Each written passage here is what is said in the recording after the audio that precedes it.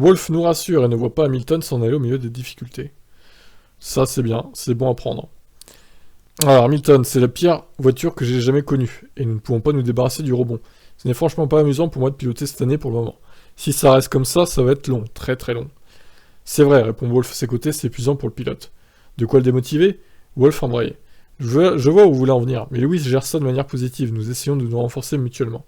Vous ne pouvez partir que si vous n'aimez plus ce que vous faites. Mais Lewis adore faire ça. Il est dans une forme fantastique. Sa vie est très riche mais extrêmement disciplinée, et il lui reste encore de nombreuses années. Néanmoins, lorsqu'on lui dit que le langage corporel d'Hamilton est particulièrement pessimiste à l'heure actuelle, Wolff admet « Je vois un Lewis optimiste lorsque nous commençons la journée, puis un Lewis pessimiste lorsque la séance s'est déroulée moins bien que prévu. J'ai dû arrêter de penser en termes de sessions et de week-end, mais d'années. Cela doit être juste un coup dur, et non une spirale descendante à long terme.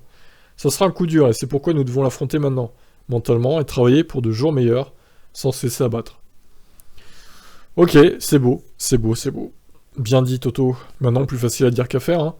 Effectivement, si la Mercedes s'améliore au bout de 5-6 courses, qui reviennent à 2-3 dixièmes des meilleurs seulement, là ça va commencer à être intéressant pour Hamilton.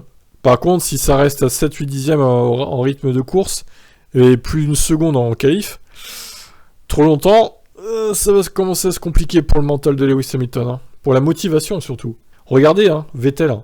Faut surtout pas que ça fasse comme Vettel. Vettel, il en a plus rien à branler de la F1. Hein. Vettel, il s'est encore craché aujourd'hui. Il n'arrive même plus à contrôler sa voiture. D'ailleurs, je vais vous sortir une vidéo. Après, vous allez voir le danger de la MR22. C'est incroyable. Bref, en espérant que Lewis Hamilton ne se barre pas à la fin de la saison. Allez, bye bye.